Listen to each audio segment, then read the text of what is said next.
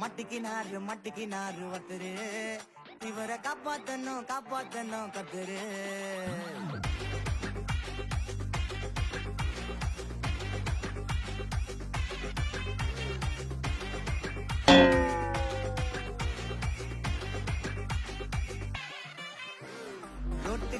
Road கடை குருமா திரும்பி உனக்கு வந்து அச்சுது பாரு கருமா வாஷிங் பவுடர் நிறுமா கொஞ்சம் வாய சுவையும் பொத்துக்கிட்டு இருமா ஓ நல்லமையத்தான் நினைச்சு சிரிமா தக்காளி பிசிக்கி தொட்டு வாங்கிட்டடா சவுத்த போய் நக்கு no.